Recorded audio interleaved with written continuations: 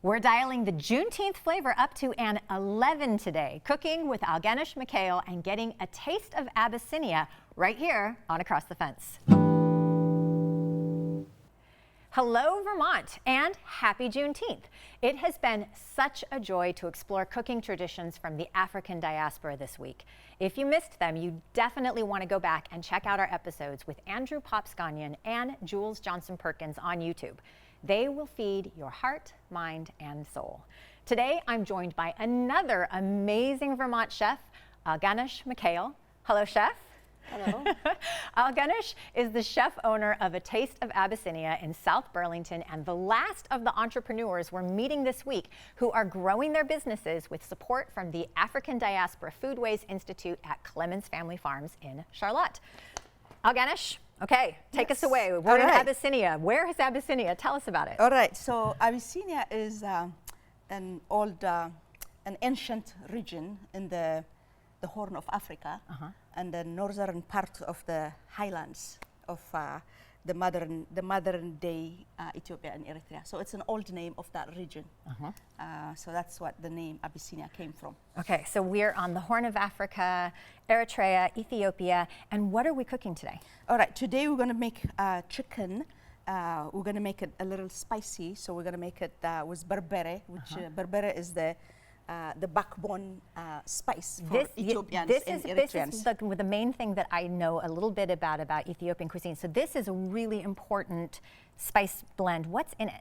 So it's a chili powder made, chili pepper made into powder. Oh, be careful though! Don't get it too close to your nose. Oh, that's so yummy. Okay. And so it has a blend of a lot of herbs like cumin, coriander, ginger, and garlic. So, so not it's only got a lot of warm flavors. It has a warm flavor, but not only it's spicy, but it also gives it a lot of flavor. So this is berbere, and this is unique to Eritreans and Ethiopians. So and do you make yours yourself at home, or do you buy it? No, I do not. I buy it. You buy it. There is a wholesale store in Minneapolis. In Minneapolis, okay. And so I've seen this around town. Folks, if you're looking for this, you should be able to find this. Sometimes you will actually find it like in a mainstream grocery store, actually. But certainly at specialty shops. Yeah. Yep, okay. Yeah. All right, so we're going to turn this pan on. All right. And now the pan, this is a miracle of induction stoves, pan is going to be hot right away. Yeah. What do we do? How are we cooking? So to begin with, once this is... It's good. And yeah, we'll add onion. We have a diced onion here. So we're going to add like a cup of onion. Okay. Because... So like one small onion? I would say medium onion. It depends on the amount of chicken you have, but I would say a medium onion because the sauce that you make, it has to be thick. Okay. So that's what the start of the cuisine is. This is a very saucy dish. Saucy dish. Yes. You got it. And these are the types of stews, right? Yes, it is. Because Ethiopian cuisine is based on a lot of stews. They're called wats? Wat, yes. It's called wat, yeah. So you can do meat stew, you can do vegetable stew, you can do grain stew. Like we'll have lentil later on, we'll show them. So that's a stew too. Okay. So yeah, but when you make the base thicker, so that whatever the product is, like whether it's meat or green, it's going to taste wonderful. So then we get the onions going. We add a little oil to the pan then now also? We will add a little oil. Okay. Yeah. And so a little I use canola oil. Okay. But it's got a nice basic flavor. It doesn't add anything. Yeah. And try to cover the oil. The onions. Okay, good. So we're almost like we're frying them a little bit. Yeah. More than a saute. More than a saute, exactly. Okay, got it. So let it cook, caramelize, if I may. Okay. And then, after that's caramelized, we're gonna add tomato. If you have a ripe tomato, fresh ripe tomato, it's perfect. Okay. Otherwise, you can also add crushed tomato.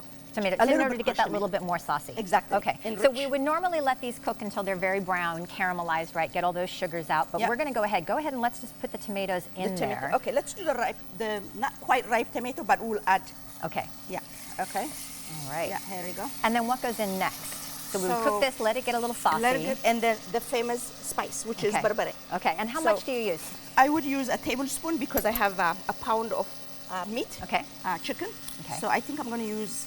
But you can really taper it to the way you like. So this is... Be generous, right? Be generous, yeah. I like spice, so I like to put a little more. But you can do it the way you like it. So oh my gosh, okay, now this is where we're really starting to get those perfumes So you can already smell it. Yeah. and let it sit a little bit so it's cooked properly. And then at this point, if you think it's not going to be thick enough, so you just add a little bit crushed tomato. Okay, so we're eyeballing it, we're taking a look and making certain that it has that juiciness that we're looking for. Yeah, absolutely, okay. absolutely. All Okay. right. And then once you do that, you can add herbs. Okay. Like I have ginger and garlic is a main ingredient here. Okay. So just a little bit here. Okay, so that's some minced ginger and some minced garlic all together. You all right. smell it. Oh, yeah. It's fresh. That's the spicy perfume. Yes. Okay. And then what we'll do at this point is I have a minced rosemary, so I'm going to add just a little bit just to keep it flavored. Is this is this an herb that is used in the cuisine? I associate that with Mediterranean cooking. Does it also grow in Ethiopia? It does, because we use a lot of rosemary back home, and I wanted to say maybe because we cook a lot of pasta, so maybe that came from that, but I could be wrong in there. But well, see, this is also this is diaspora cooking, right? I mean, it's like this is how recipes after they've left sort of their traditional regions and come, and then they're interpreted by chefs. Yeah, I love that. Okay, and layering the herbs is really key to the dish at the end, because there's quite a lot of flavor that comes from each. The rosemary, the garlic, and ginger. Good. Yeah, and then the chicken would go at in. this point. You would add the chicken. Okay. All right.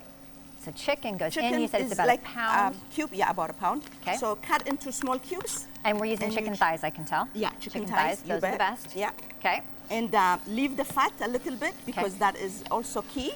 And you can already look at it. So. And then at this point, then it just cooks. It just cooks. It just cooks. Do we need the lid?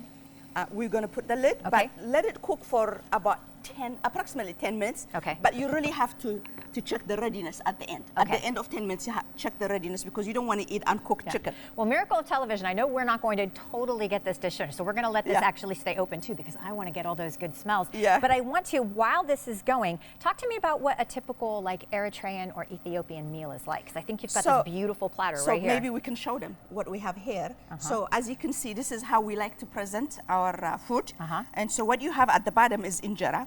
And injera is a fermented bread that's been fermented for over 3 days and baked the day of the event that you have. And then so the main entree goes in the middle. As you can see, this is chicken, and you have lentils. This is the doro licha. Alicha, which is made with curry powder instead of the biber. We have a recipe for this on the website. We're also going to make sure we have a recipe for the doro wat too. Okay. Yes. So and you then have collards. Yeah, you have lentils on the opposite side, collard green on the other side, and you put a piece of injera. Just cut it on the pieces, like roll it, and then just put it for the presentation. And when you start eating, you start with the side. Just cut a piece and roll it to whichever dish you like to try. Okay, this is going to be the end. Yes. I wanted to say injera is an edible utensil. So you don't need any utensils with this cuisine. This is perfect. This actually makes it like the perfect meal to sit around a table with people and enjoying the camaraderie and the conversation. Absolutely. Okay, well, fantastic. And now injera, you said that this is baked in, I mean, this is it's a specialized piece of equipment for making this, right? Almost like a crepe maker. So what I use is I have a skillet, an electric skillet with a lid. So once it's fermented and ready to go, I change it. It's a dough, so I change it to butter, right? So when it's ready, so you pour a little bit on the center, and then you kind of circle it in a motion. I have attempted to do this. It is not easy. This is definitely something that takes skill and practice. Yeah, and the flour for this is teff, right? Yes. Okay, which is it's a grain. It's grain. If it is 100% teff, it's gluten free. Okay. So it's good. But I don't do it 100% here because it doesn't really work out for me. It doesn't have the structure that you get from a little bit of gluten? Yeah, but it's not consistency. So when you have a business, you want it to look the way you want it to look. Okay. And so I add other flours like barley. Well, let's stick with business, because you are one of the chefs who has been working with the Clemens Family Farm and the African Diaspora Foodways Institute. That's been a part of growing your business. So tell me a little bit about what you've been doing with them. So I am one of 4, as you said, chefs that we're collaborating with Clemens Family Farm, and it's been my experience is really incredible. Really positive working with them, and so they have given us a platform to really share our craft and really connecting us with professional mentors to mentor us. And so it's been really good, and I appreciate all the the work that they're doing, and also they're like the bridge to connect us with the community, so that we can really shine. Yeah. And tell us a little bit about your business here. So, A Taste of Abyssinia, you do some teaching. You do quite a bit of teaching. I do know this. And people can order food from your website as well, too. Yes. Because people are they're going to be thinking, how do I get the chance to taste this delicious food? Yes. So my business is it's a catering business, but you have to have a minimum of number to cater. So I cater as small as 10 and as big as weddings. As a matter of fact, I have a wedding coming up in August. Okay.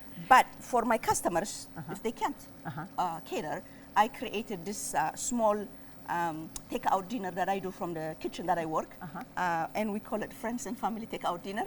So Lovely. every Wednesday, customers order by Tuesday, and they come on Wednesday to pick their order. So I have that going on every week. Oh, good. Okay, so now you know how you're going to get a chance to taste her food.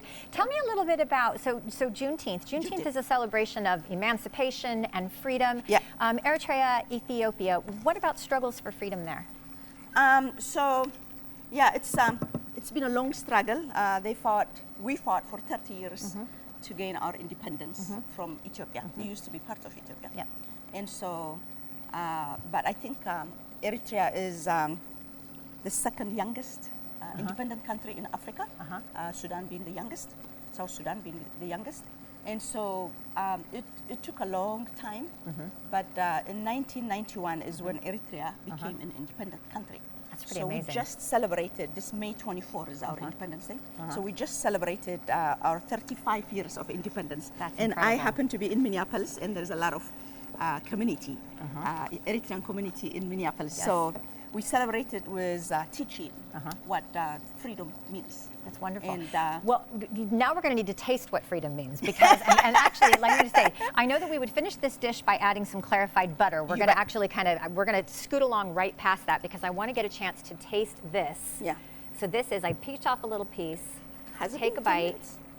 Wow, this is looking good already. Oh my goodness. You can learn more about Alganesh's cooking and place orders for her delicious food on the website for A Taste of Abyssinia. The address is right there on the screen. And if you want to make her Doro Olicha or Doro Wat yourself at home, you just saw how easy it was. Yeah. Go to our Across the Fence recipe site. There's the address. And finally, be sure to check out the Clemens Family Farm website to learn more about the African Diaspora Foodways Institute and the farm itself. I said this yesterday, and I'm giving it a plug again today. While you're on the Clemens website, check out the African Diaspora Reading Room for fantastic cooking recommendations, cookbook recommendations to help bring the flavors of the diaspora into your own kitchen on Juneteenth and all year round. Yeah. Chef Alganesh, happy Juneteenth. Yeah, happy Juneteenth. Thank you so much for cooking with us. And Absolutely. as always, thank you, Vermont, for learning and exploring with me today. And thanks to the team that makes Across the Fence possible. I'm Amy Finley. This is Across the Fence. Come back and let's learn and explore again tomorrow.